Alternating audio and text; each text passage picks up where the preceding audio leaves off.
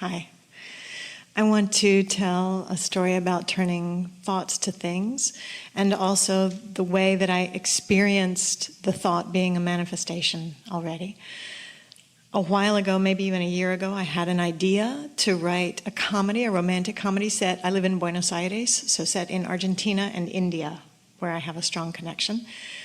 And I just told people that much. I have a romantic comedy, Argentina and India. I only told one person the actual story, my film producer. And months have gone by. I keep telling people I have this idea, but I wasn't ready to write it or work or move any further, so I never tried. One morning I was exercising and listening to you, and I got the feeling, it would be nice to begin to play with that idea. I would like a gentle nudge, I ask the universe and you, to move forward, so it would be fun to sit down. So that night, I went to the film class that I teach with the producer, we co-teach, and she said, "You're not going to believe what happened today." They had called her from the Indian Film Commission as the only representative. They had come to Argentina to talk to her. Someone from the embassy, she wasn't even clear who it was, someone representing 20 production companies in India, because they're looking for a movie to shoot that's set in Argentina and India. And they went to her, and she's the only person on the planet that knew my story. And she pitched it, and they loved it. And she said, "So now you just have to write it." So, instead of getting scared, I actually just sat down with the intention to receive. Yeah. And the scenes came and came and came, and it was delightful and beautiful and wonderful, and it's a great film. Yeah. I called her and I said, "It's going great." And she said, "Oh, well, they actually said that they're interested in Mother Teresa and Argentina and India." And I thought, great, because I worked with Mother Teresa in Calcutta. And I thought, okay, let's go. And my producer said, maybe it could be about an Argentine nun who goes to Calcutta. With that idea, I sat down, and I got another film immediately, which is about not a nun, but a girl who wants to be a nun, and her parents try to stall her by sending her on a trip around the world. And she says she'll go, but only if she can go to Calcutta with her best friend. So I wrote that whole story, loved receiving, so much fun, all the scenes. I went to my producer, I pitched the idea, she loved it. I knew that my producer had wanted to be a nun when she was younger, and so after she read the story, I said, we could talk about your experience, because I can use that as I write the actual screenplay. I had written a treatment. And she said, well, but did you know that I wanted to be a nun, but my parents sent me on a trip to talk me out of doing it? So, is there any question about what's going on in this vortex? All the pieces are there. They've all been working together. The cooperative components have been working their way out. And then the most interesting thing, and we know that you mean to go back and speak to this yourself, but we want to stick this in here first, is that we've been talking about how there's this gestating of your vibrational reality, and how law of attraction has already gathered the cooperative components, and you heard a scant spattering of those. There are so many more. This is gestating. It's becoming more and more and more and more and more, and the momentum is gathering. The cooperative components have already been set into motion. They're already in place. The Indian and the Argentine and the already cooperative components that have already been gathered, all ready to be gathered. And then one day you get this idea. As you begin letting those thoughts turn to things in your mind. So as that thought comes, as you started to say to us, that was a manifestation that happened to you. Mm-hmm. And then more and more and more and more. This is the way it works. This is absolutely, we want you to know that, like our friend's story that you just heard, you have all of those stories too. How all of the pieces of your lives and the lives of the people you know, they're all there. They're all generated. They're all together. It's all so much more. And really, All you have to do is be living happily ever after enough that in this moment and this moment and this moment, in your joy, an idea comes. An idea that is so compelling that you want to do it. You didn't say, I felt that I needed to do it. You didn't say, I was trying to figure out how to do it. Did you hear how her story unfolded? Did you feel the lightness of her being and the readiness of her vortex, and then the readiness of her, and then the coming together of it, and on and on and on it goes. And it's not just one film, it's another, and then another, and another. There's no ending to the joyful journey that will continue to unfold for you. No ending to it. It's not like just wanting something and it's in the vortex and somehow you make yourself to it and then boom, I've got the manifestation. Oh, it isn't like that. There's another and another and another and another. Always something else equally or more wonderful on the horizon for your discovery. It is such a delicious thing, isn't it? Yeah. Yeah. And I had a moment when I had that feeling, because I was in alignment when I had I was in alignment when I first got the idea. It came with all that energy. You had to be. And then I was in alignment when I got the desire to begin to write it. Yes. And immediately I heard this little should, and I just was like, oh, so what I need from the universe is a way to make it fun. I need something fun so that I can sit down, not the feeling, oh, you haven't written this all year, none of that. Just what would make the next piece of it fun? Yeah, that's your best mantra ever. What's fun? And don't you remember, Esther remembers being really little, and saying to her mother, what should I do? And her mother would say, well, you could clean out that drawer. And Esther would say, no, I mean, what's fun to do? What's fun to do? And her mother would say, well, cleaning out that drawer might be fun. And Esther would, no, that really wasn't what she had in. But what's fun to do? What's fun to do? If you could get on that wavelength, what's fun to do? What would I like to do? What do I feel like doing? What's fun to do? What's interesting to do? What's exhilarating to do? What's fun to do? And sometimes it can start out as what's easy to do? What's easy to do? And I also love that when I got the idea, the meeting had already been set up. Well, of course it had. All of the pieces were there for you before you received the first idea. That's what we're really wanting you to hear. You're not making this happen. You caused it to happen during contrasts that you lived and what you put into the vortex. It's already there. It's there for all of you. You're not making it happen. You're not setting a goal and making it happen. It's already happened. And you're in the receiving mode so that you're receiving the idea of what's already happened. And there hasn't been a better description in this format of explaining that in real time than what you just gave. You heard it, didn't you? Something more?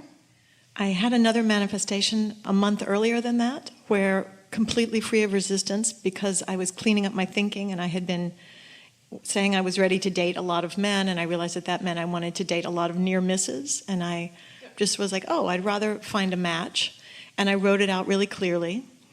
Later that day, I had an impulse to send a text. Now, can you find also the correlation between how the other felt and how this felt? Yes. Yeah, same thing. And there was excitement in realizing that my thinking was sloppy. And as soon as I realized, oh, I was asking for near misses. I was asking for a string of near misses. I don't want that. I want a match. And so there was no resistance about worrying. It was just excitement. I wrote down a really detailed description of this man. Later during the day, completely disconnected, had an impulse to send a friend request to someone who'd been in Cancun that I didn't meet, but is on an Abraham page. We connected later that day, still, not a big deal. The next morning, I really felt a marvelous alignment. I exercised and listened to you and meditated, and I'd written, and I was really feeling great. Went downstairs, and that man and I chatted for about an hour, and I felt the feeling of feeling in love with my match. 24 hours later, I just was over the moon. I was so giddy. I called my friends. I was like, oh my God, in 24 hours, I met my match. And my question is that immediately some old resistance showed up. And so that train, which was really rushing forward in the excitement and the fun and the pleasure and the love, and it felt so great, and dancing in the kitchen, these other pieces also showed up from my past. And I was going to ask, in that moment, my response to it was to sort of look at those pieces. And I had heard you say one time that Esther said, oh, that thought is no longer useful to me, so I don't really need to think that anymore. Well, that was unnecessary and unhelpful, she will say. But my question's a little bit about that, the sweet spot or the point of when is it useful to actually look at the thought that comes up? Like, do I want to open up that locomotive that's going that way and see the engine and take it apart and say so it doesn't work, or just stop putting coal in the locomotive so it'll, like... Resistance is resistance. And when you're looking for it, you usually find it. There are a few things that we'd like to point out to you about this, because the near misses part of your vibration was a little more active than you realized. And even though you did address it, and you did manage to resolve it a little bit, so that sort of answers this last question. You did resolve it a little bit. Still, there was enough there that it sort of came up again. So this is the thing that we want you to focus upon. So as the impulse occurred to you, we want to say this to you. That's the difference between step 3 and step 4.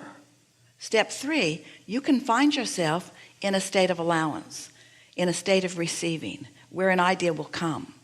But as the idea comes, you may not be able to sustain that idea because of beliefs that are still active.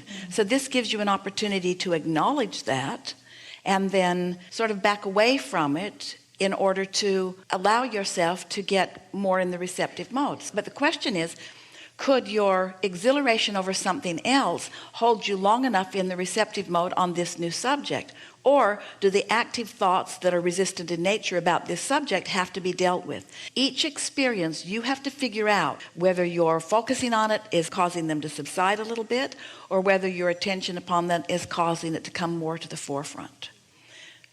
Good enough for that? In other words, you just sort of have to work that out on your own, as long as you know what your goal is. Your goal is to find relief. Don't get too critically engaged in the outcome, because the outcome will trip you up. If you stay involved in the way it feels rather than too activated about the outcome, then it goes better.